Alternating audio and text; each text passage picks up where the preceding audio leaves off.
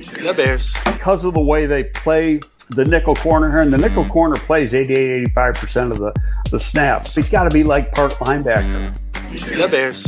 When you're in a scouting room, there's going to be differences of opinion. The Bears. Well, you're looking at traits. And remember when he tested very, very well. The Bears. Greg, why are teams wrong on quarterback evaluation so often? Number one, it's a hard position to evaluate.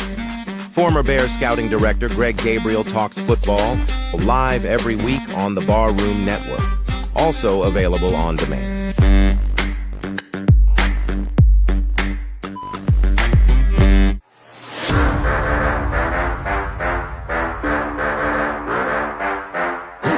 Look, I think it's a good time to be a Chicago Bears fan. There's a lot to be excited about.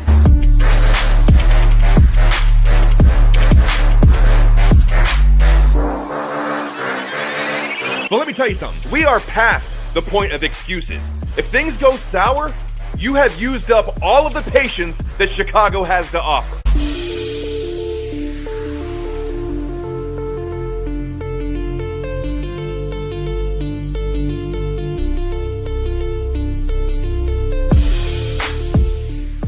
The following program is rated TV MALV. It contains strong language, violence, and nudity. It is intended only for mature audiences.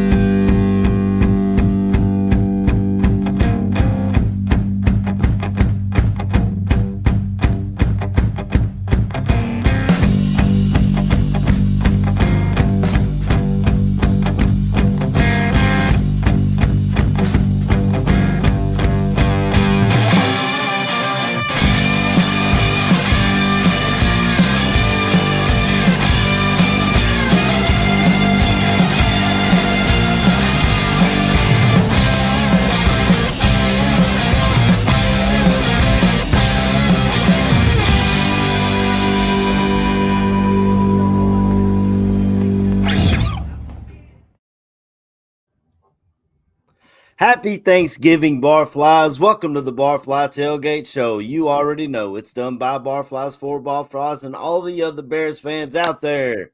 Got a little special today. Bears, the Lions. Of course, the Lions get the home game every Thanksgiving, and we get to be the guest this year. I did hear a stat yesterday on 670 The Score. I'm going to assume it's true. The Chicago Bears and Green Bay Packers are tied for the third most Thanksgiving games behind the Lions and the Cowboys. So we're kind of a Thanksgiving team too, it seems like. But how are we doing? Thank you, Chris, for coming back. You got all your technical difficulties figured out. Great to see your face today, brother. How was your week and how you doing? Well, I'd like to say happy Thanksgiving to all you guys across the pond, man. I know it's a special day for you guys, and I wish we had something similar over here. But yeah, it's just great to be back. I'm literally using a tablet that's got like 500 scratches all over the screen. I had to sort of dig it out from behind this shelf to try and find something I could use. So I hope you can hear me all right, and I hope you can see me all right. But yeah, a lot of things have happened since I've been last on the show. So it's been hard work being a Bears fan, but it's always a joy to be with you boys. Yeah, I was telling you before we went live, you know, it seems like the Bears left your hometown or your backyard in London, and things have kind of fallen apart since then. They had a bye week and didn't really take advantage of it. And Berlissimo says he's thankful for Bears football and for us, no matter how bad the Bears football is. Definitely, absolutely. Good to have you in the chat, Berlissimo. Tooch, how you doing, brother? How was your week? Doing all right, I guess. You know, I've got stuff going on at my home life, you know, as I mentioned before. Just have to take care of my mom now, you know, which is a lot of care from my wife and I have to give for just to keep her daily regimen going. And then, I'm still wearing the same shirt I wore last night from Bare Their Souls. I just woke up. I had so much work to do this morning, But as I said before, thankful for being a part of this Barroom and Barfly Tailgate, and got a lot to talk about. But how old was that Buffon clip? He was like, "It's great to be a Bears fan." It was, I believe that was after we drafted Caleb, probably. Yeah, I believe that was the teaser coming into the season, and Right. I've just kept it on the intro there. But No, everything he says is correct. The time's up. The time was now. Yep. They didn't take advantage of it, and now all Bears fans are in unison, ready to get Eberflus out of there. This morning I woke up, helped my wife get the turkey together and get it in the oven. But Ricky Leahy here is having a different type of turkey, a wild one. Little wild turkey. But it's great to watch the Bears on Thanksgiving. I got family coming over, cooking all the delicious foods. And I can't wait. I'm salivating just thinking about it. I know a lot of people, this is like their hot take button item this year, but Thanksgiving food's overrated. Why do you only make it once a year? I freaking love Thanksgiving food. Yeah.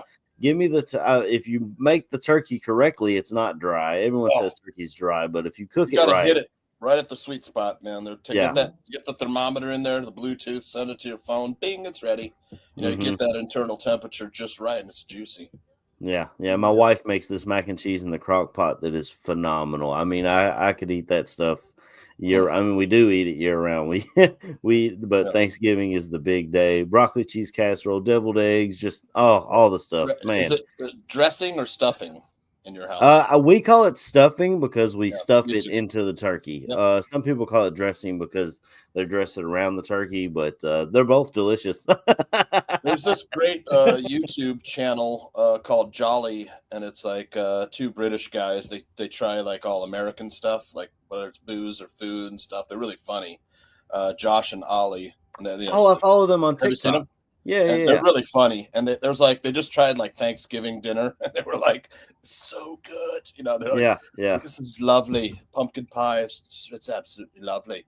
And there's they had they tried a Thanksgiving sandwich, which is like, bread, toasted sourdough bread, stuffing, cranberry, turkey, and cheese. And they were like, this is the best sandwich ever. And they have their old. That's the only thing that they're funny. They have their old headmaster from their high school. They have their old headmaster on, and they bring him food and stuff and make him taste it. It's really great. Well, I know one episode they tried bologna, and when they pulled it out of the package, they pulled it out like a whole lump of meat, and he ate it. He bit it on the side. He didn't realize it was slices, but they were eating ribs with a knife and fork, and the waiter came around. He's like, "Get rid of that knife and fork." He like scolded him. Yeah, get your hands dirty, man. That's the only way there is. Like they had barbecued ribs for the first time. They were like, "Have you seen it, Chris?" Yeah, but no, I haven't seen it, but I'm gonna have to check it out. But we're English, mate. You know how polite and well mannered we are. We try to do anything well mannered. Right. But I'd have to say, your Thanksgiving dinner is very much like our Christmas dinner, what we have on Christmas Day. Like most people have turkey on Christmas Day over here, so it's very similar to what we'll have over Christmas. Yeah. Bear Listener wants to know if you get the Fnar reference. I don't. No. It must be a British TV show. I don't know. Mate, you have to tell me the answer. Yeah, I mean, Barlissimo's right on this. And anytime I try a British accent, I sound like the chimney sweep from Mary Poppins. I can't do something that's. I don't know. I can't do it. Right down there, Aaron. I can sort of like do UAC, down there in Kentucky.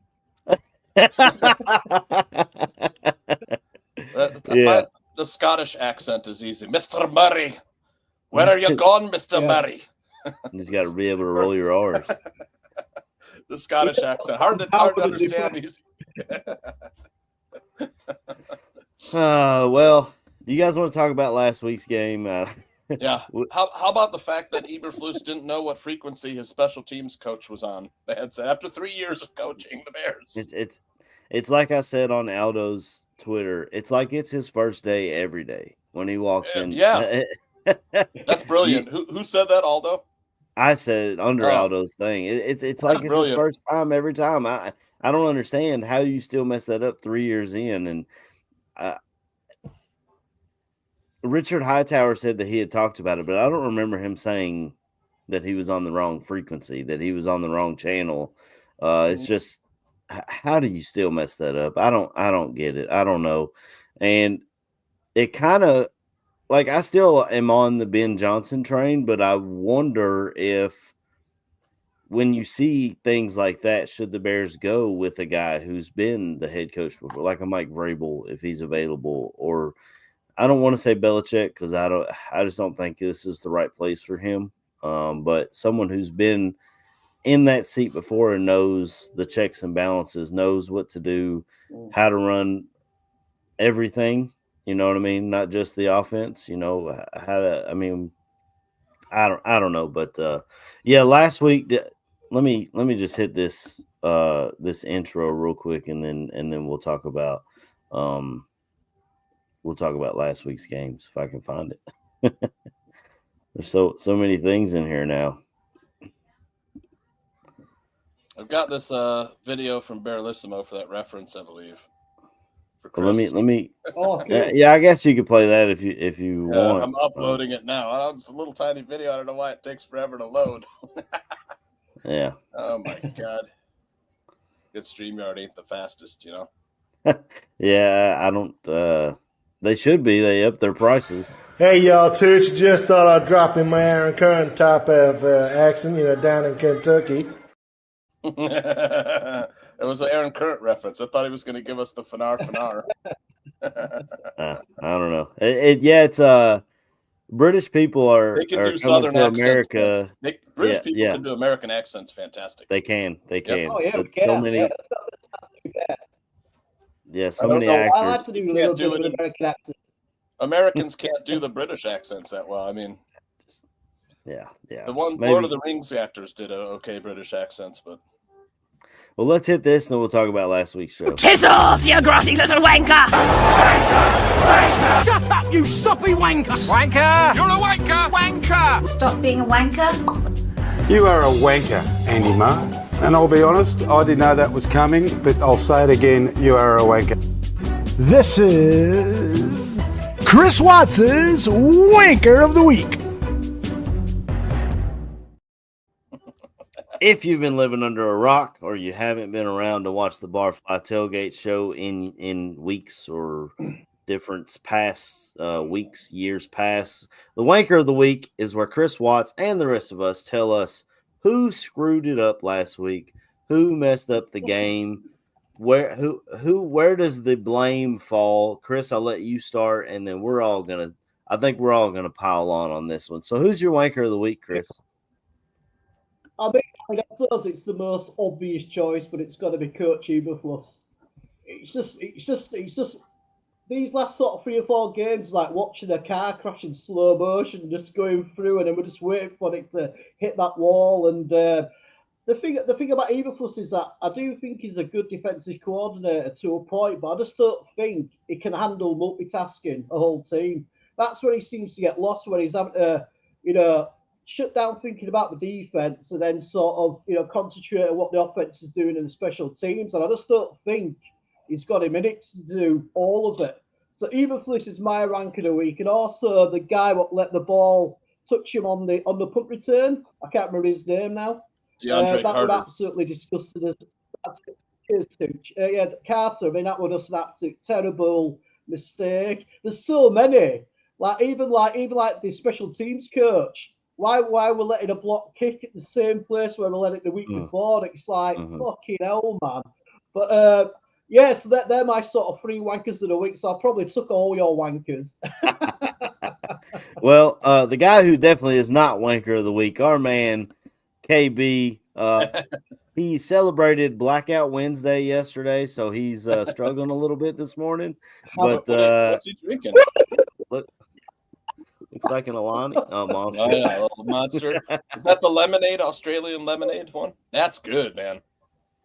Yeah, I had that one the other day. Look at you're a great advertisement for don't drink the night before.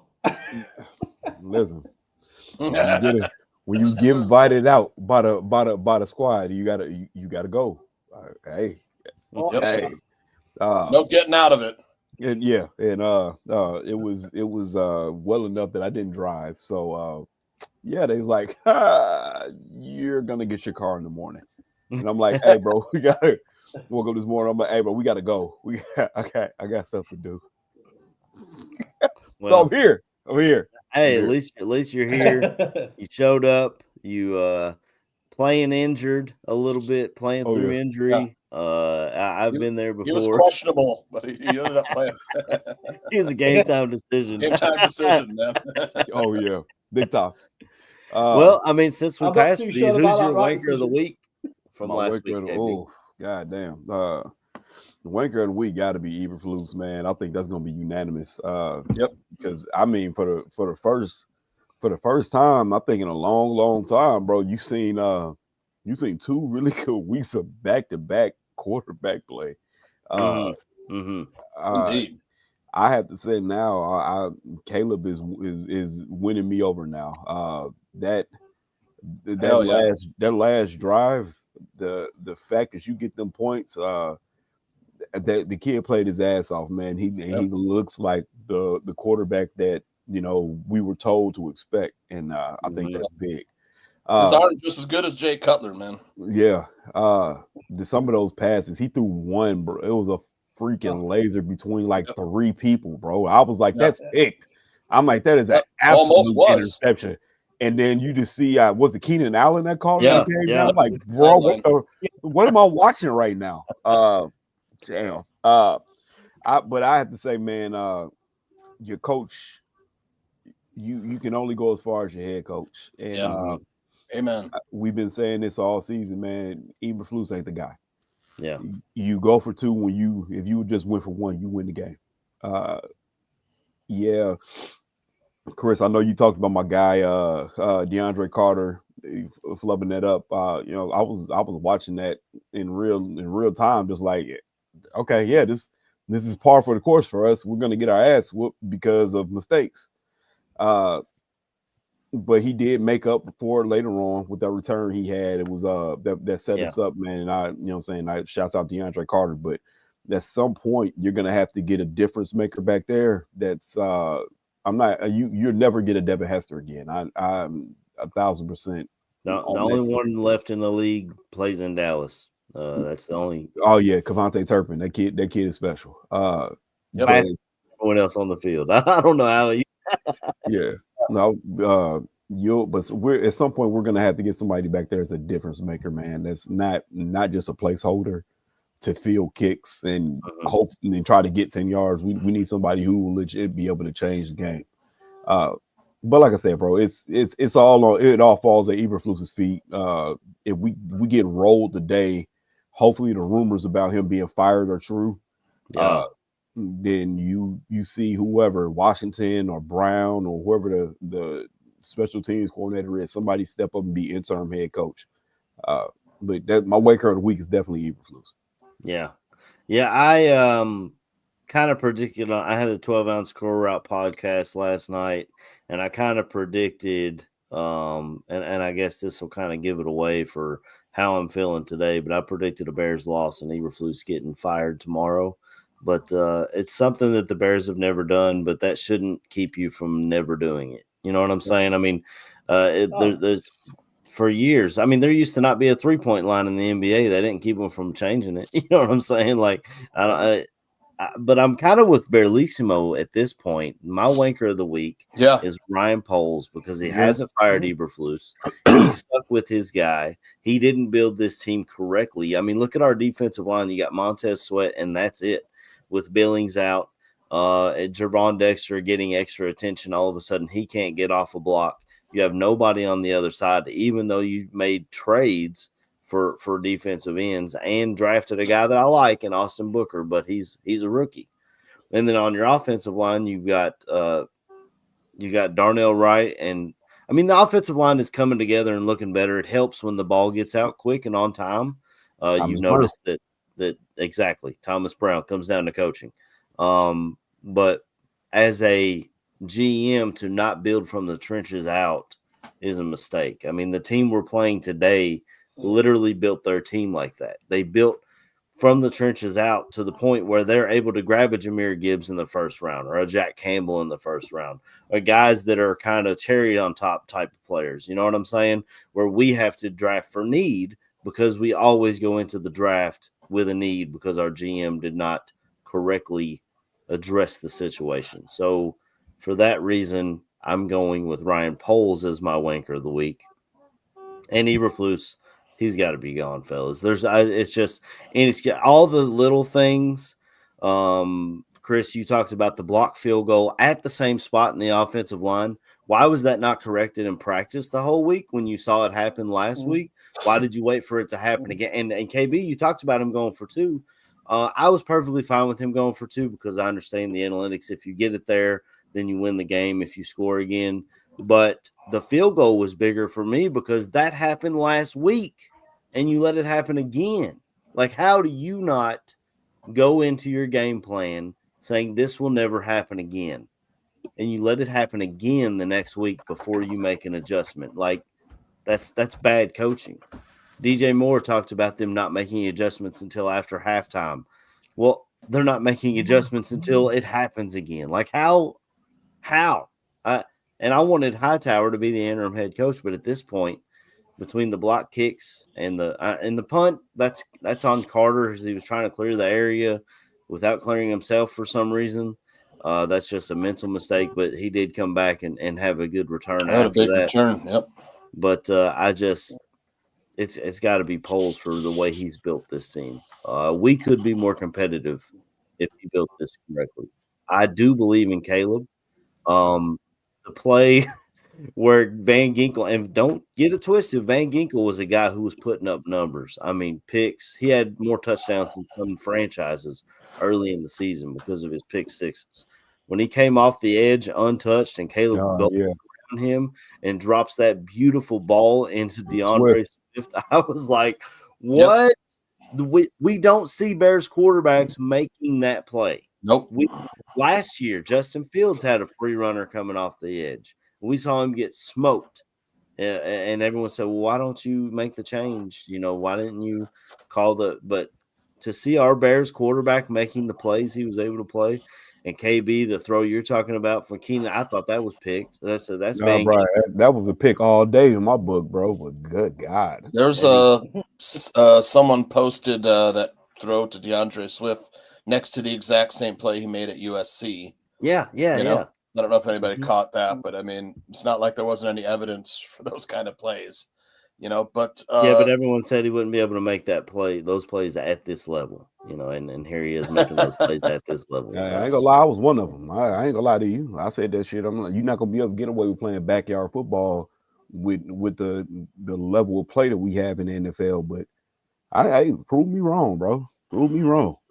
And Caleb Williams last week he broke the rookie record for passing yards for the Chicago Bears, and he tied the touchdown record for passing yards. So if he throws a touchdown in his today, 11th game, right, he's still got 6 more. Absolutely, Tooch. I know I talked long-winded there. Probably took away a lot of your ammunition. No. I got plenty. Who's more. Your wanker of the week, brother? Well stocked. Well, I got to go with Eberflus just because, he finds new ways to lose every week. I mean, look, since the mistakes of the Washington game, which I think kind of broke the backs of the locker room, broke the backs of the team, the Hail Mary, the Fail Mary, whatever you want to call it, since then it's been downhill. That the Fail Mary, Waldron ended up being the fall guy for it. When fortunately we got Thomas Brown in there, and the offense has been a marked difference with Thomas Brown calling the plays. It's just so much better. I mean, Caleb threw for 340 yards. We've been asking for years to have a 300-yard quarterback. We never seem to have that. and Caleb showed off everything that we drafted him for in this game. With Caleb Williams, you feel you have a chance to win every game in the fourth quarter with this guy. Fourth quarter, Caleb. Fourth quarter, man. I mean, like it's the polar opposite of Justin Fields, where you collapse. Like he would, give the game away in the fourth quarter. It's part of the reason why Justin Fields is no longer a Bear. But there's another guy on the team that also gives the game away in the fourth quarter, and that's a damn head coach. The damn head coach giving the game away. He's, by my count, he's at fault for 6 losses in 3 years. I said last night on Bear State of Affairs that it's like starting your season 0-2 every year. We're just not going to win the division starting off 0-2. Let's go through the ones he's blown this year. The Colts game on that fourth and one, and it might be more than 6. AC, then you try to run an option. Then you got the Fail Mary where he said the play before didn't matter because they were playing. And then he didn't call timeout. Didn't call a timeout. The Vikings game didn't fix the Packers game. You see, I mean, their special teams coordinator said that he would be upset if they didn't come out with a blocked field goal because of what they saw on tape. You knew that was an issue. You continued to stick with the same game plan to blow you a game against the Vikings. That's for this year, not even counting last year. Remember, the team we're playing today, we had double-digit leads on them in the fourth quarter both times last year with Justin Fields as our quarterback. And yet here we are on Thanksgiving. I don't know about you guys, but I don't feel like we have a shot in hell against the Detroit Lions. I think we have a shot. I mean, we kept it close the last 3 weeks against that, but for our coaches, we lost the game. But for how long are the players going to be able to hold on losing close? That's the question. You know what I'm saying? Yeah, No, it's absolutely right, because the locker room, after so many times of the coaches, we've been saying for a while, after so many times of the coaching staff letting the players down. How long, like the Jelly of the Month Club? Yeah, how long? Yeah, exactly. How long before the players? I mean, they might have already packed it in. I mean, they gave a good fight against Packers and Vikings because they just hate those teams. Yeah, and they hate the Lions. Well, I think they can keep it within 10.5. To be honest, today, I'll show you why later on when we break the game down. But I mean, look, last week's game might be cause for this team to pack it in. I mean, look, we had recovered an onside kick, down 3 with 30 seconds left. Caleb Williams marches him down the field for a field goal. We get the field goal. We win the coin toss at overtime, and we still lost the freaking game. We shouldn't have been there. Eberflus went for 2 when he didn't have to. I don't know what that was all about. It's just dumb decisions. Like someone in the chat said something like, not even Madden players go for 2 there, which is true. I don't know what I don't get this coach. And now his defense is starting to fall apart.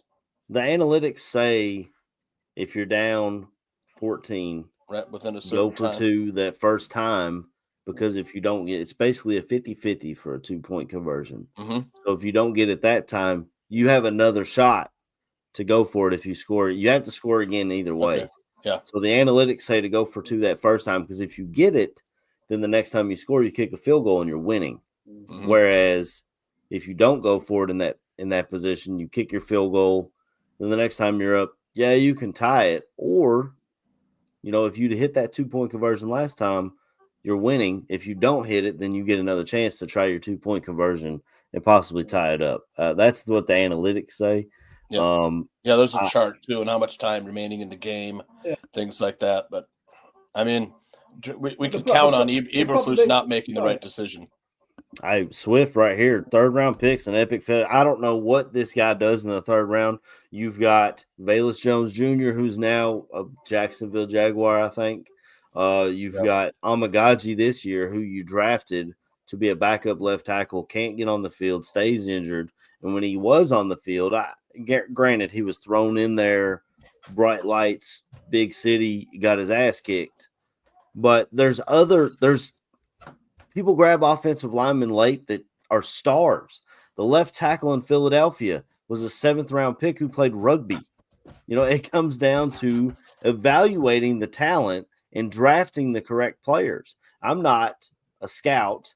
But when they drafted Omagaji, I had to do research. I shouldn't have to do research on your 3rd round draft pick. I knew Velus Jones, but that's because he played at Tennessee, and I'm an SEC guy. But I don't trust anyone coming out of the Tennessee offense unless it's the running back this year. Maybe Dylan Sampson. I like him a lot, but why does this continue to happen? When it happened with Phil Emery, remember his draft picks? I was always like, who? I'm starting to do that with Ryan Poles' guys, other than the 1st rounder guys. You know, I should never do that as a draft nerd. You know what I'm saying? You guys know I've already done some mock drafts. You good, KB? Yeah, I'm good.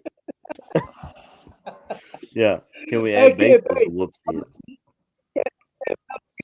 Watching you for the last 2 or 3 minutes, it's great entertainment, mate. I'm just seeing you crumpling into this little ball of a man. I'm trying. My mama called me and told me something crazy, and I'm trying not to laugh. And I'm just like, bro, I'm already struggling.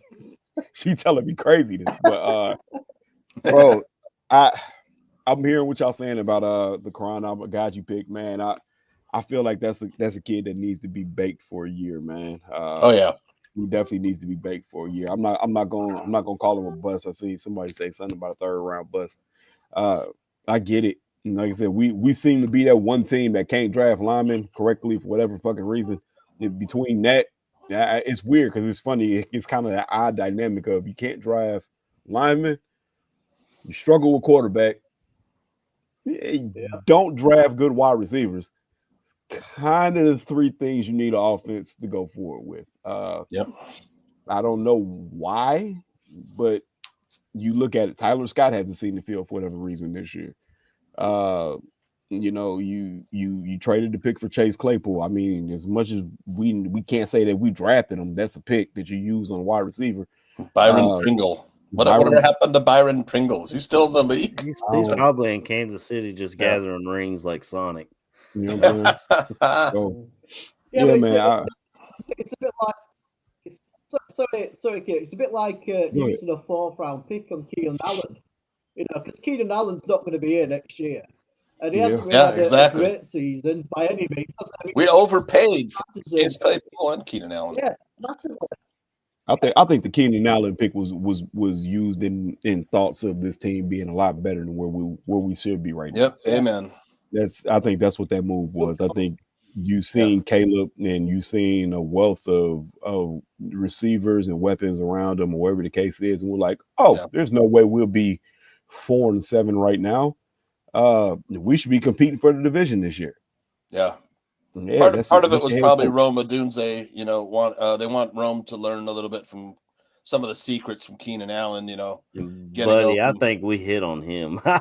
Some of the plays. I know we talked about Caleb and the plays he's making.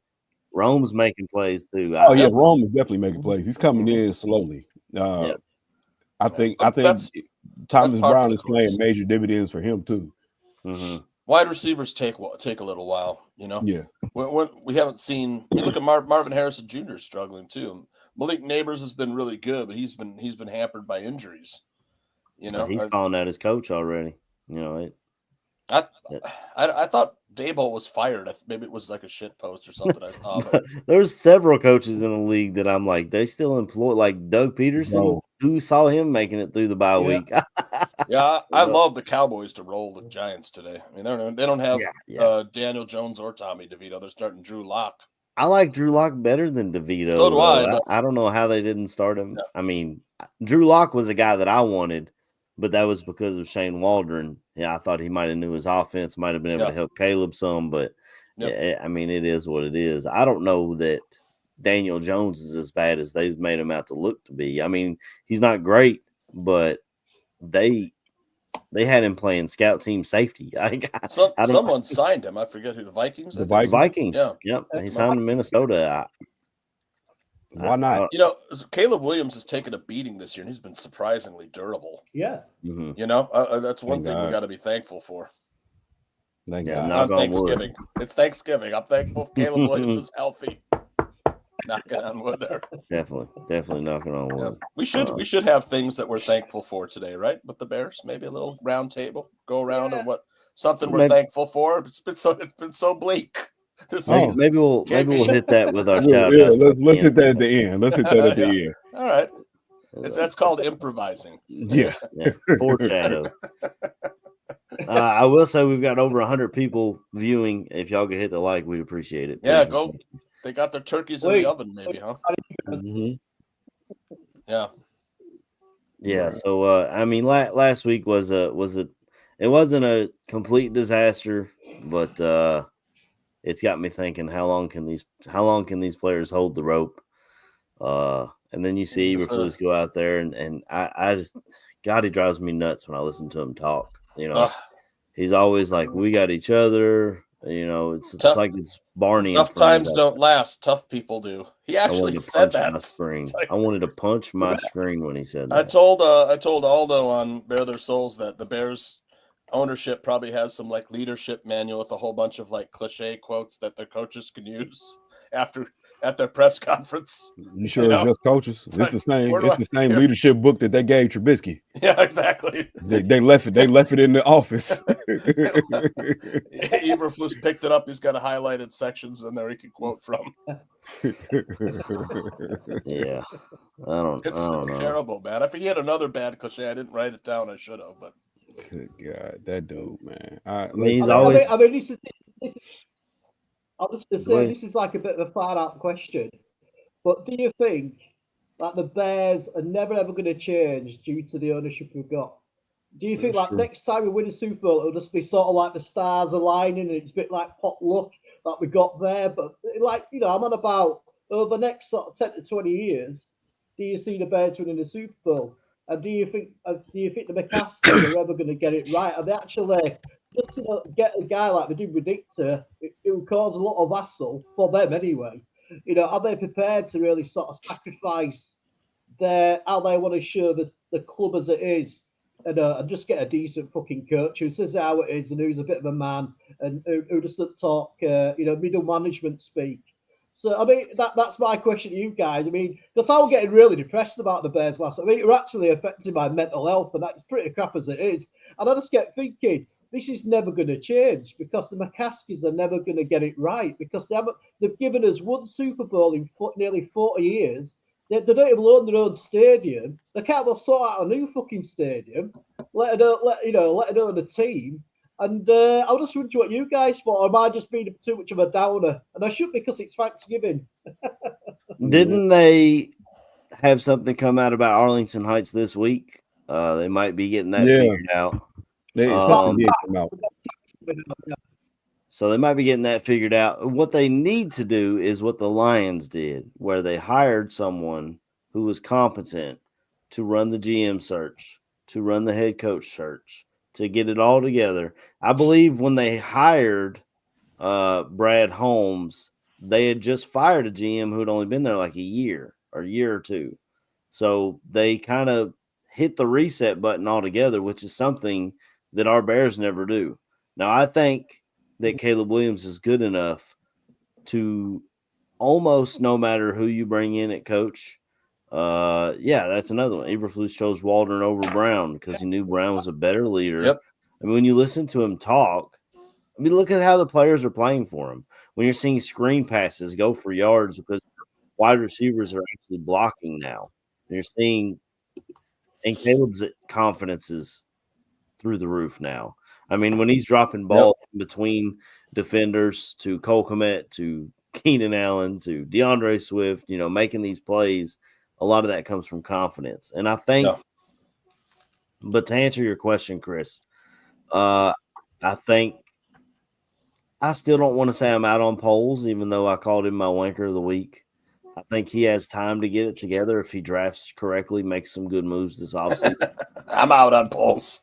But as far as it almost feels like Papa Bear sold his soul in '85 for a Super Bowl championship, and we're still paying the dividends. I mean, I'd rather have Barflies drafting than Poles. Well, give me some Barlissimo and AC picks. I'd do it for a lot cheaper than the guys they're paying. I promise you that. Yep.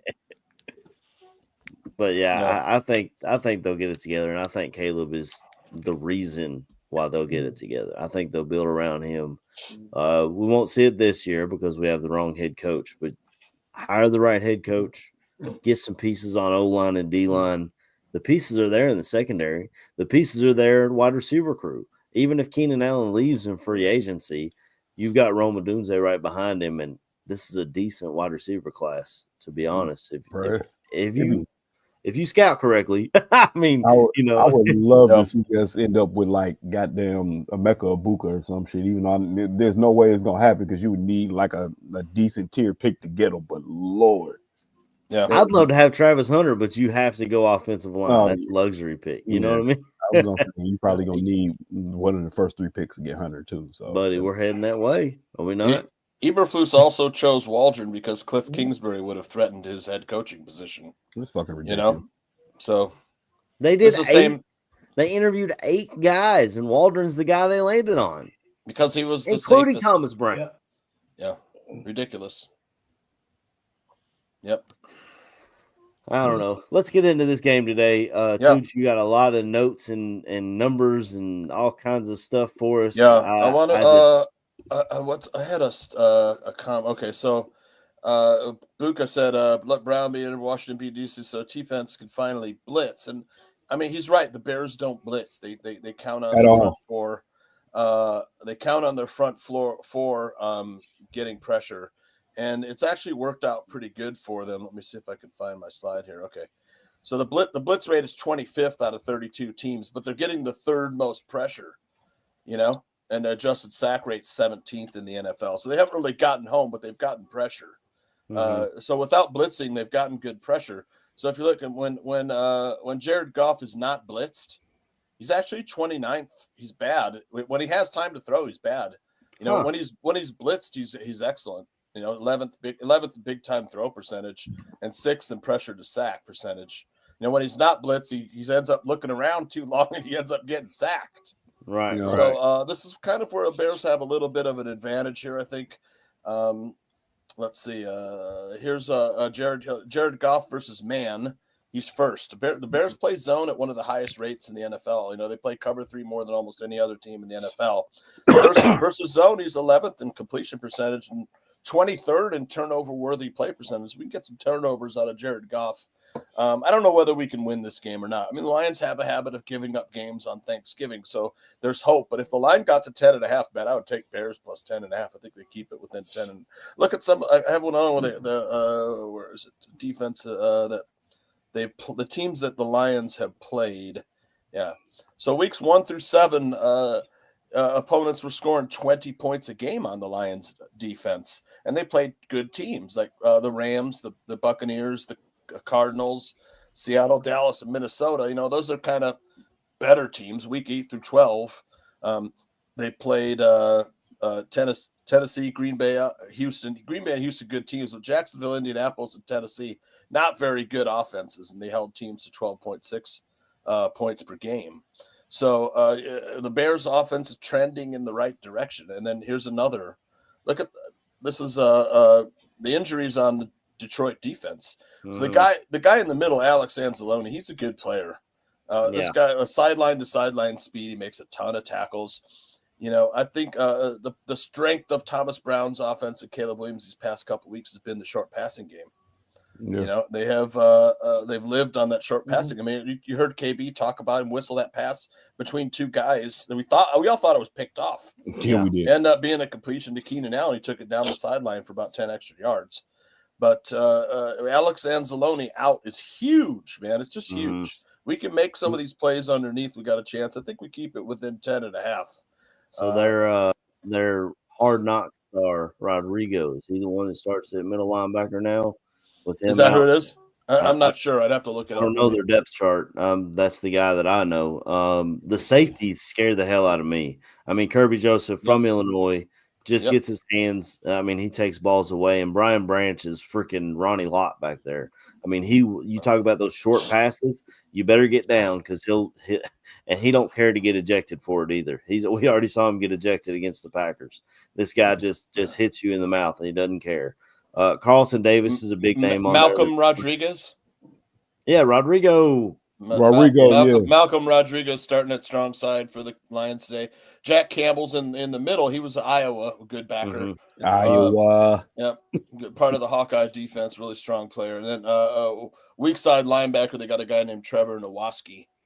But yeah, Alex Anzalone on IR now. So I guess they must have moved Campbell to the middle. Yeah, it's kind of what the Bears did with Sanborn. It kind of reminds. I mean, but obviously, I think Campbell's at a different level than Sanborn. But well, you mentioned Carlton Davis being out. Former Bear Kendall Vildor. I can't speak today. Kendall Vildor, former Bear, will step into his position. Remember him playing nickel corner for the Bears, getting burned. But he did great in that NFC Championship last year against the Niners. Yep. When Aiden Hutchinson went down, they made a really good move and signed in Zadarius Smith. That was former Kentucky Wildcat Zadarius Smith. So I'm telling you that good teams, good GMs make moves like that. Yeah. That's kind of one of the reasons why AC and I are out on polls.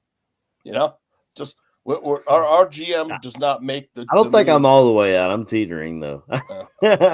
I'm out on him too. I mean, you're talking about an offensive lineman that can't draft offensive linemen. JoJo says it's Anzalone on the show today. Yeah, he's talking about Chris, right? Yeah. I hope so. I don't have blonde flowing hair. You sure, bro? You look good with it. Chris Anzalone. Brian Branch, a great player at strong safety for the Lions. He'll be back there guarding that middle of the field too, the short middle. But I mean, look, Caleb's arm, we have a chance, right? Look, let me see what I got here. This is recently in the last 2 weeks, the offensive line has played a lot better, man. Caleb Williams pressured on just 24% of his dropbacks. That's the 5th least in the NFL. I'd like to see his number to throwing. I believe it's. I don't know if I can convince. I don't know if I can convince KB that we might have a chance in this game yet. You can't. you can't. I'm at the point. I'm at the point right now. I need us to lose this game so they can fire Eberflus. I hear you. I'm just there. Yep. Black Friday. I think a blowout gets it done, fellas. I think if he comes out and they have and we've had, to me, it's felt Trestman-esque, but we haven't had the blowout that Trestman had. They had back-to-back ones. Yeah. I'm with KB. I don't feel. I already told you, Tooch. I already bet this game. Yep, I know. I don't feel confident. And all confidence, Anthony's got a Lions -5.5 top play today. So I didn't bet it because I when I bet against the Bears, they end up winning or covering. See, that's what I do when I bet. Is I'll bet I do it throughout the NFC North. I only throw $1 on, so let's not get crazy and throw 100. But I'll throw $1 on the other team. I'll bet on all the teams in the NFC North. So if they win, I make money. If they lose, I'm happy. Yeah. Sounds about right. Good call, man. I gotta ask you guys a question. I know the Bears have never fired a coach mid-season, but the general thinking around the league is that not to fire a coach mid-season, but it's trending the opposite way. I mean, you saw Robert Saleh get fired with the Jets. I forgot who. It looks like Dable may be out soon. I thought he was already fired, to be honest, before we started the show. But wasn't there one other coach who's already been relieved of duties? The New Orleans coach. Yeah. Dennis Allen. Dennis Allen. Okay, so I thought so. So already a couple teams have jettisoned their head coaches mid-season. I think we saw some of it last year too. I can't remember. But do you guys think there's a chance that the Bears break tradition, kind of follow along, lead some of these other teams and jettison, or what would it take? I think I'll say this, bro, because what I'm seeing, you got the rumors coming out now that Kevin Warren didn't want to retain Eberflus, which I guess was something that was already said. But the other little tidbit was that apparently Ian Cunningham was out on Eberflus as well. So I seen that earlier in the week. That's Poles' right-hand man, right? Ian Cunningham. I should have screenshotted it when I saw it. Maybe it came from one of those websites that people just make shit up with, but I do know for a fact that earlier in the season they said Kevin Warren didn't want Eberflus. So, and that was all a Poles thing. He co-signed for him and was like, "Hey, this is my guy." So forth and so on. So if it's coming out, if that Cunningham is like, "Brother, man, this is a sinking ship, and you fucking up." So, you gotta think now. If you're reading between the lines, Ian Cunningham might be angling for Pole's job there. It's like, hey, Pole's tied his ship to a sinking whatever. Tied his anchor to a sinking boat. But yeah, I just don't see the Bears doing it. I just think we've got the trouble with the Bears ownership is that they're so non-reactive to situations. You know, if something happens, they just sort of bury their head in sand and go, "Oh, we'll wait and deal with it until next season." You know, I think it'd be good for the team if they got rid of Eberflus. If we lose badly today, because how much more can you sit in the meeting room and listen to his coach crap? You know, that's great, Chris. Especially like Tucci just went through all the pickups that he's done over the years. You know, all them close games lost due to him. And I'd just be sat there going, "You're trying to tell me to do something and you can't do your own job." And like the most simplistic parts of being a coach as well on game day, you know, like we've all gone through like the field goal block, they're not using the timeout against Washington. If I was sat there, I'd be thinking, I ain't going to take any notice of what you're saying because you can't do your job. So why do you think you've got the right to tell me to do anything? And I can imagine a lot of like the players were thinking, you're failing on the basics of managing the game. So why do you expect me to take any notice of you anymore? Because it's just the same coach spiel. And the worst is, I imagine Eberflus as a man, he's a really nice person. I can imagine he's a really nice guy and whatever, but and I hate people losing their jobs, but I think really for the locker room and just for the fans, I mean, when the Capitals don't do anything, this team doesn't want a nice guy though, Chris. They don't want a nice guy. You're right. Yeah, you're right. Yeah, they asked him coach us harder. You know, they asked all the coaches coach us harder. You know, I hate coaches that are like buddies. I mean, Nagy was their buddy. Eberflus was their buddy. I talked about this with Aldo. I said, we need Jerry Burns. The fucking guy. I hate it. The players on Minnesota back in the day, this was before your guys' time, they didn't want to walk by Jerry Burns after a loss. So the players loved Buddy Ryan back, in those 80s teams that. Ditka and Buddy Ryan coached them hard. They were hard asses. Yeah. And see, this is funny because I made that post earlier on Twitter. I keep forgetting it's X, so I'm gonna keep calling it Twitter, whatever. That I said, at the end of the day, I said if you found a way to get Brian Flores in here, and he somehow convinced Thomas Brown to come on as his official OC, the amount of culture change that you would have in that locker room, because you got a hard ass. Yeah. And Brian Flores, that's of the ilk of what's my man's name? Mike Tomlin.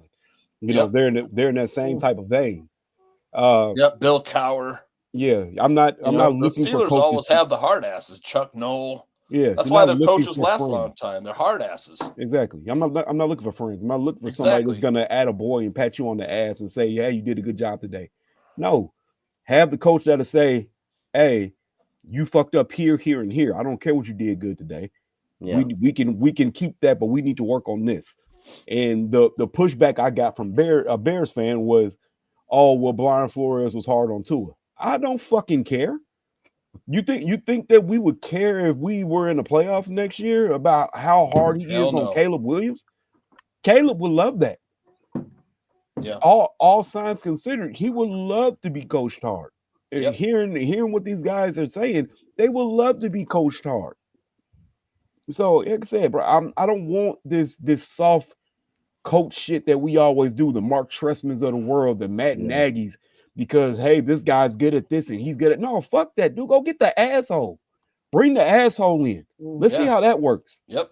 So, like I said, this whole, it's organizational. As long as certain people are up front, they're going to keep picking up the good guy that, hey, I brought in packed lunches for everybody today. Yeah. You know, this I guy. got the donuts, fellas. I got the donuts. I got us coffee. No, fuck that. No Diddy. I want the motherfucker that'll make a motherfucker walk a couple miles to go get some cheesecake and bring it back. Yep. That's what I want. Yeah.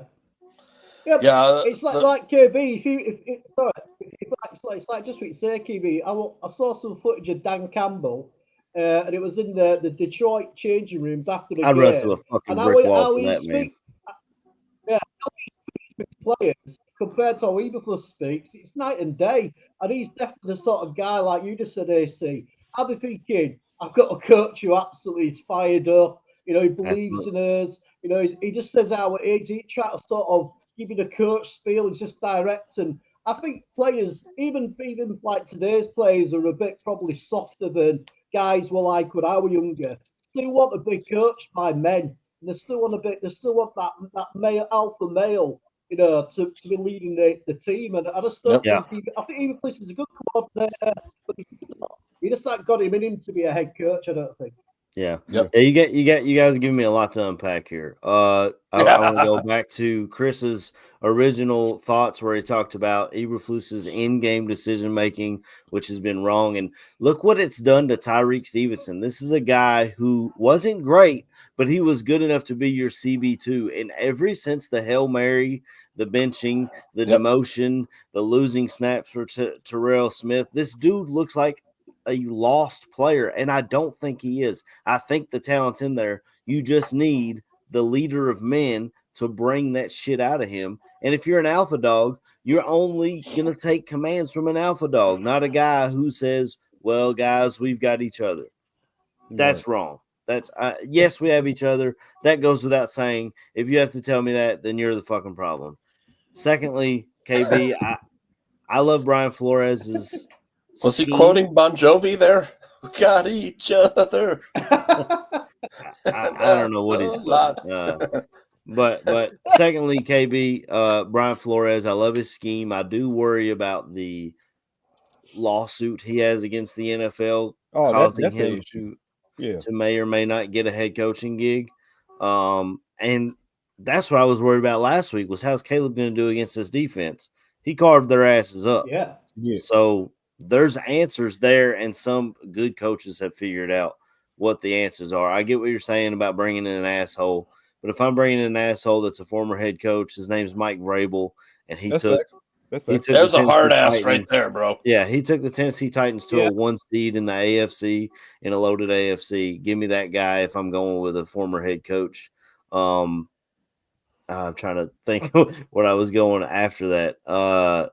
Yeah, and then Chris, you talk about Dan Campbell, the way he's a leader. I told my wife I'm jealous of what the Detroit Lions have built. They went and got a good GM. They went and got a good head coach. They've built a good system. They've drafted well. They've developed well. And they have the leader of men as their head coach. And remember when I think Greg Gabriel came on here and said head coaches aren't going to apologize or take back what they say if they make a mistake. They're just going to make the mistake and move on. Dan Campbell has literally gotten up in front of the Detroit media and apologized. He has literally said, my players won this game. Their coach let them down. Those words have come out of his mouth. So you talk about accountability. They talk about it at Hallis Hall, but we don't really see it until it's too freaking late. Like Waldron, like Alan Williams, who we still don't know why he got fired. All the offensive coaches from the offseason. Like the fact that you even went with Waldron when you interviewed Thomas Brown. Now look what's happened. Like, they talk about accountability, but we don't see accountability. I hope we see Flus fired tomorrow because he's done nothing. I don't care if we lose by 3. He's done nothing to show me he deserves this spot. I know you said you don't want to call for someone's job. I'll call for his damn job.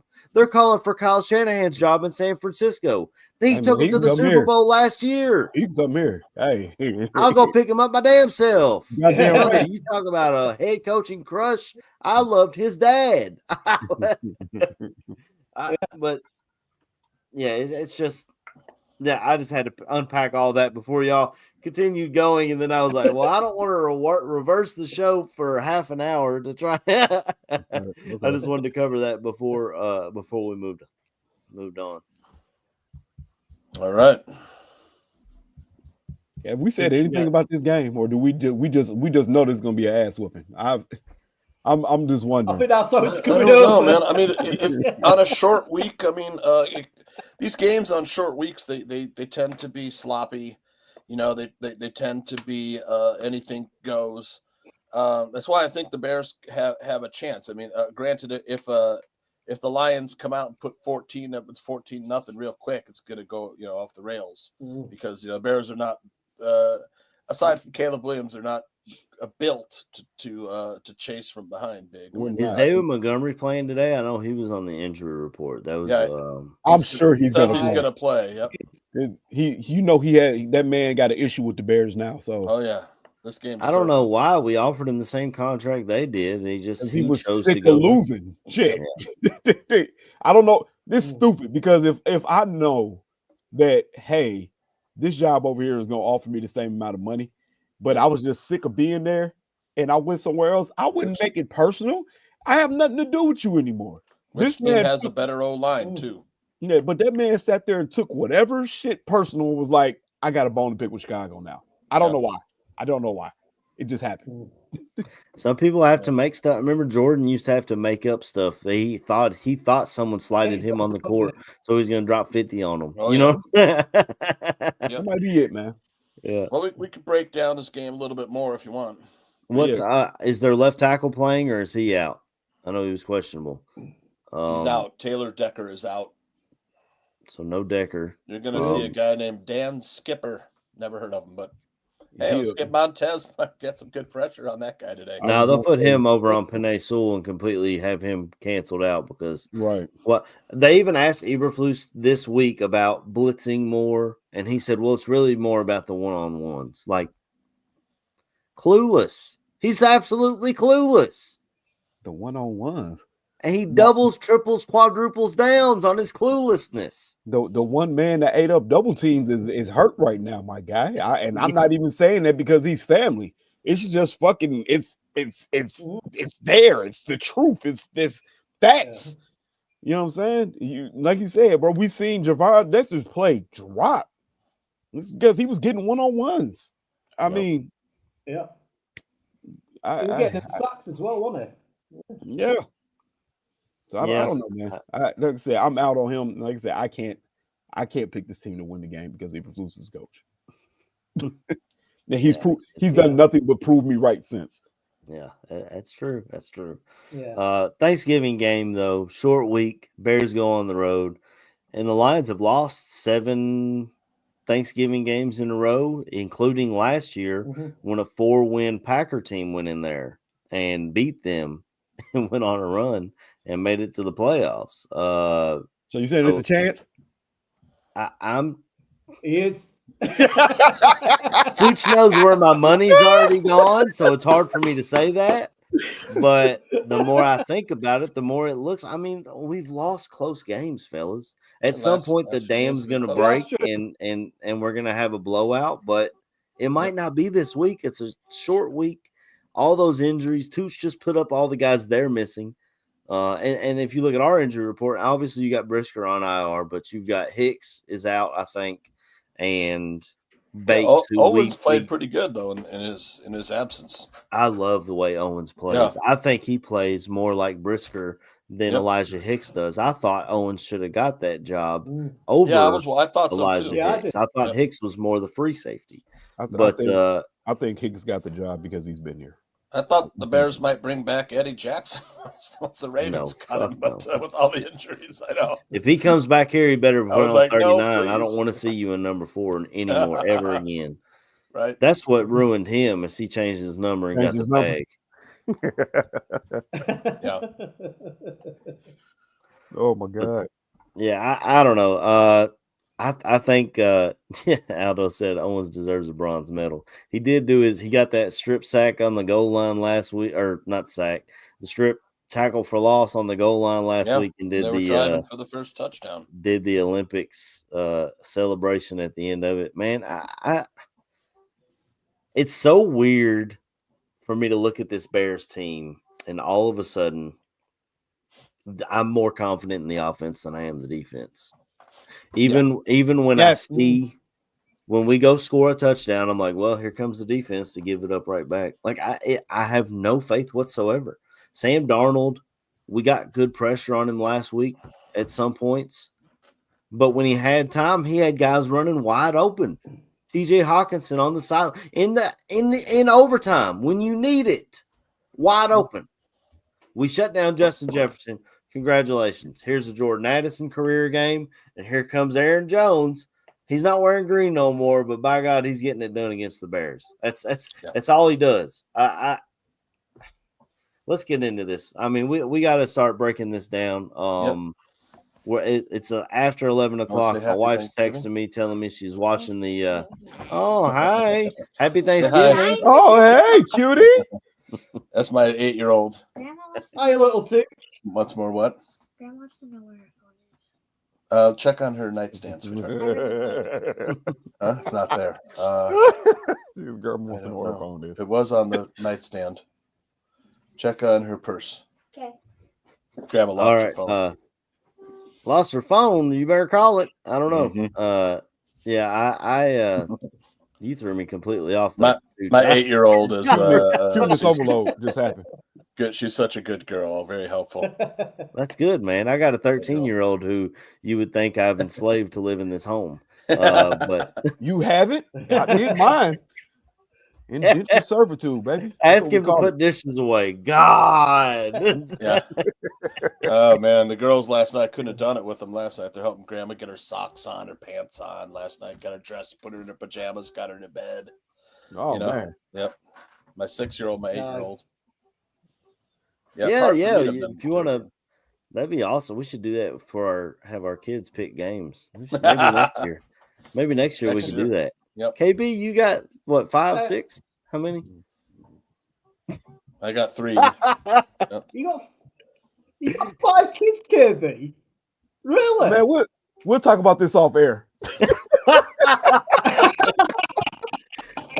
Let's yeah, we got to close this thing out, fellas. So give me your score prediction, a bold prediction, your MVB. Tell me what you're thankful for on Thanksgiving, and let's hit shout outs and let's close this thing on out. KB, I'll start with you and we'll go in a circle. I'll finish this out. Oh, that's awesome. I don't have any faith in this game, and as per usual, I'm gonna predict we get our asses whooped. And I'm not saying close. I think this will be the dam breaking because the defense has looked like shit for the past 2 to 3 weeks. I say they hang 40 up on us. And to our credit, I say we keep it relatively decent. I give us a high scoring game. Let's say 42-27. Yeah, I'm with you on that. High scoring. Detroit beats the shit out of us. I'm calling it now. Eberflus gets fired at the end of the game, or some point between now and tomorrow. Leave his ass in Detroit. Tell him get a Greyhound bus. Fuck his ass. Yeah, and oh god, we're playing in Detroit. Ooh, that's bad. Yeah, Detroit rolls us. My MVP is gonna be Caleb. You get roasted here, Caleb. Our game is not. hey, it is. That's why I'm snipped. Okay, yeah. Nothing done. You hear me? No, we shooting the club up with blanks. I'm pulling up like Drake at a Kendrick concert and letting it off with no bullets fired. You feel me? That being said, my MVP, I'll give a duo MVP. Caleb and Rome. I think they're gonna have a hell of a day today. I hope so. I would just love to see it because it'd be dope. Yeah. What I'm thankful for? I'm thankful that my cousin plays for this team and I have a reason to cheer for them, because if he didn't, I might have jumped ship like our ex-resident. Don't do it. Gone. Don't do it. If we got Brian Flores as our head coach, I wonder how he would feel about that. Oh, me and him have had conversations. And he said that would make too much sense for the Bears to do, so we know they're not going to do it. That being said, man, just period, being thankful. Thankful for everybody on this panel right now, man, because y'all are my boys. I love the hell out of all of y'all. Thankful for everybody in the chat because y'all don't have to get up and get on here and listen to us talk. That's right. Especially the drunk ramblings of a hungover guy with 5 kids and can't apparently pull out the driveway. They don't let him drive the fire truck, do they? They don't. They don't. That's why I drive the ambulance. That being said, man, thank you for everybody in the ballroom, man. Shouts out to God Dia, man. We love the hell out of you, man. Continue to do what you do. Yes, we do. Always throwing love your way for the family and everything like that. Just want to say, man, just because we're down on the team, just want to let people know this. We still love this team to death. Absolutely. But it's because we love them that we're going to talk shit. Absolutely. It's like your family. We can talk shit about them, but you better not. You better not. Yep. Because you catch that side. But that's all I got, fellas, man. Like I said, man, I love y'all boys, man. We praying for some good shit today. Absolutely. C-Dub, go ahead, brother. Awesome. Yeah, I think if the Lions get ahead by 14 points, then we're absolutely fucked. We're just not built to sort of come back into games, and their offensive line really scares me, even though they've got injury costs. You know, we've been sort of struggling containing opposition's running attacks. I'm going to go for a high scoring game, something like 34-24 to the Lions. My sort of MVP is same as KB's, really. It's Caleb, because I think really the rest of the season is all about developing Caleb and getting him better so next year we can start running. So I'll go for Caleb.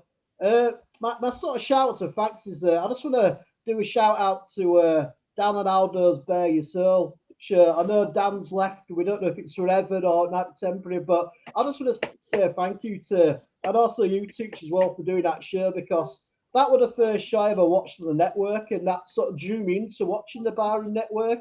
And that led to everything, really. Like, that led to me meeting you guys in Chicago last year, coming over to Chicago. Yeah, I'm just really going to miss that show, man. You know, I've listened to it every week for the last 3 or 4 years, and I know I'm going to keep in touch with Dan.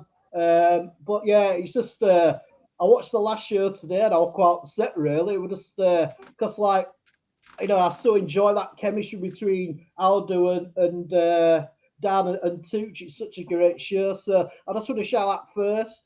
Shout to you guys because you're my buddies, and you know, and I'm just so happy. Like, it's Thanksgiving for you guys, and you get a day to celebrate with your families and get drunk and eat too much food.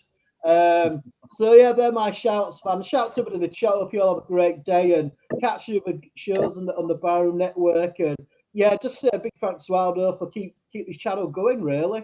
You know, we have the best people on the channel. That's the thing what always got me about the Barroom Network channel, is that everybody I've met and everybody I watched, they're all good people. We're not dickheads. Well, I might be a bit of a dickhead, but you guys are anyway. Yeah.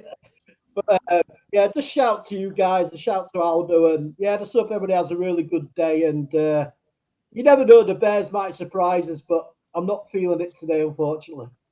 That's true. That's very true. You never know what might happen. Any given Sunday, Thursday, Monday, sometimes Fridays. Go ahead, Tooch. All right, man. Yeah, thankful for the Bears drafting Caleb Williams at this time, man. 18, that's what it's all about. So, I mean, like I said, any game we have a shot with this guy. We just have to build a team around him, whether it's coaches, offensive line, players, everything. You know, we have to get that right, or it's going to be another wasted quarterback pick. Today versus the Lions, the Lions are banged up. I think the Bears can keep it close. I don't prediction. I think I like the over in this game, man. I think both teams can put numbers up. It's a short week. Yeah. The injuries on the Lions defense make me think that the Bears can hang some points on them.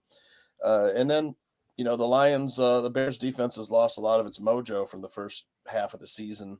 You know, when they were, you know, a top five defense. Yeah. And we're banged up too. The Bears do get pressure with their front four, and if they get some pressure, they can probably hang with the Lions. But I don't have a ton of confidence. My confidence is in the over. I'll make this game about 31-23, something like that. Although, and I'm not sure we get that many field goals out of Santos with all the time. He's had a lot blocked recently, more than we should. Right. We had 2 blocked in a row. That's, that definitely has to get corrected. Weird. But I like the over in this game. I know it's dropped from 49 to 47.5. I kind of want to push back on that market, even though the teams have been, unders, both, trending towards the under lately. But I kind of like the over in this one, especially. What's the over under at? You said 47.5 right now. Yeah, I agree with the over. I think the Lions can get to 28. The Bears get to 20. That puts you right there.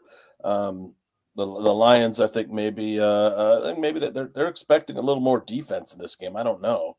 The Lions do run the ball quite a bit, which will burn clock.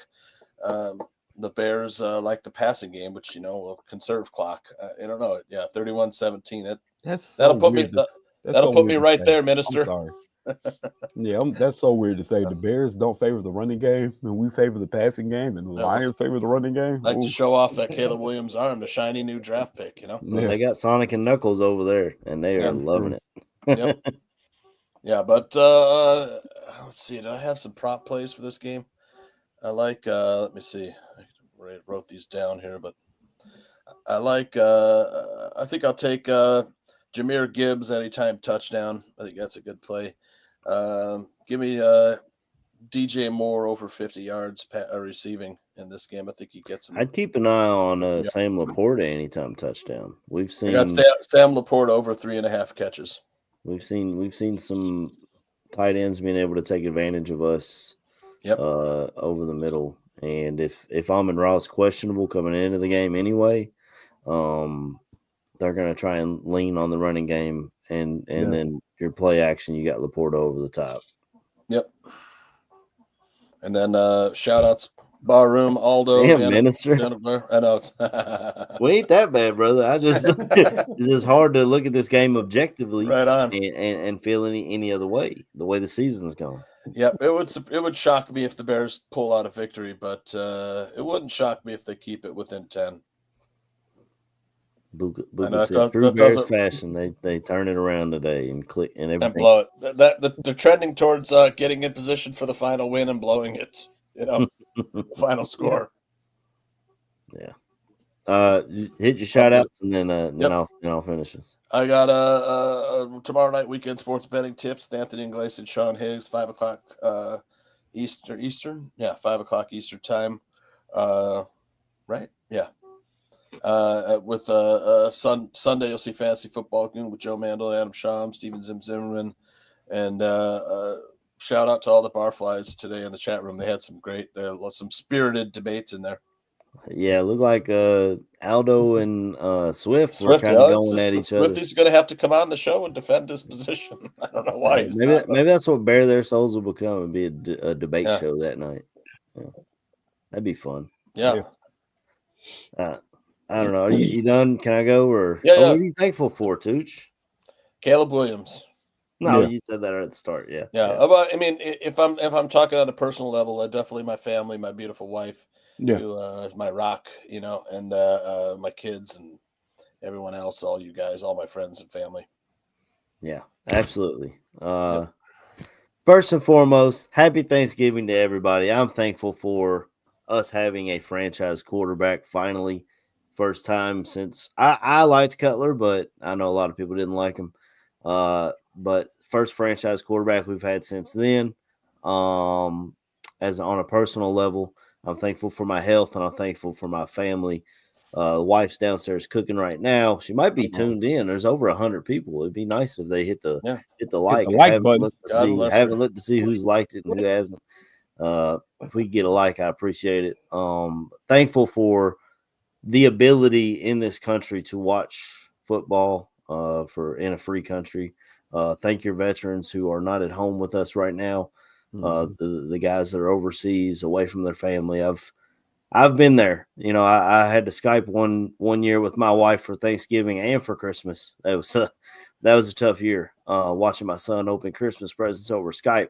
But so definitely thank your veterans for living in a free country. Thanksgiving is fantastic. Make sure you eat more than you can and get yourself a to-go plate if you're going somewhere else. Oh yeah, leftovers are always hitting. My boy Caleb my boy Caleb is actually we like to smoke meats, but he is putting together a leftovers cube. So you take all your leftovers, you put it in a silicone cube, and you wrap it in bacon. So the bacon holds the cube together, and then you smoke that. Nice. So you bite into it, you got bacon, a little bit of stuffing, some mashed potato. Oh, I can't wait. That's why Bex is big now, bro. That's big baggage right there. That's exactly what that is. Yeah. I can't wait for that. But yeah, my score prediction. Food, man. Yeah. My score prediction. I have no faith. Like as KB said, I feel like the dam's breaking. And remember the Trestman era, what really broke it was the couple of 50 burgers. I think we get a 50 burger today. Yeah. I think the Lions win this game 52-35. I think we score a lot of points. And the offense looks good, but I just don't think the defense can hold up against all the weapons that the Lions have. And the Lions, unlike teams in the past who will get up on you and kind of let off the gas, they don't have a letting off the gas. No, they got boost the ass. They just go. They don't quit. So I think Lions blow us out. My MVP, I'm gonna go with Roschon Johnson again. I love when they get close and they turn around and hand it to 2-3, and he just puts his head down and gets in. It's you don't want to see Kramer take the hand off.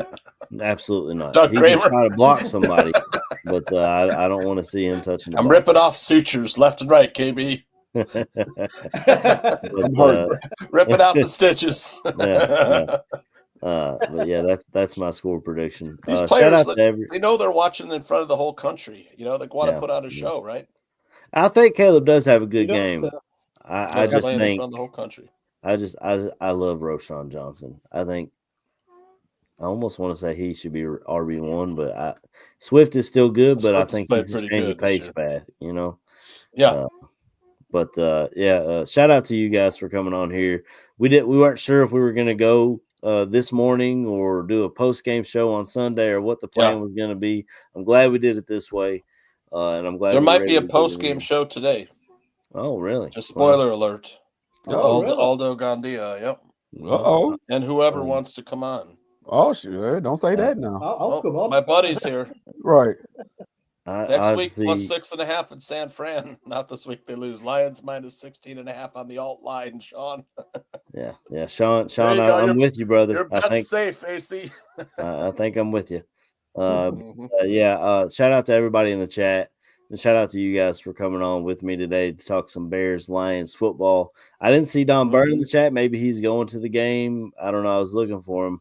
I hope he wasn't ducking us. I don't know why he would be ducking us. We've been talking about his team more than ours. But yeah, that's right. I don't know. But I mean, if you guys do go live though, Tooch, if they like, comment, and subscribe to the Ballroom Network on YouTube and hit the notification bell, it'll tell them whenever we go live. We go live every Sunday morning usually, or pregame, whenever the tailgate's popping, that's when we doing it. Right. But until next week, fellas, we'll just leave everybody with a bear down. Bear down.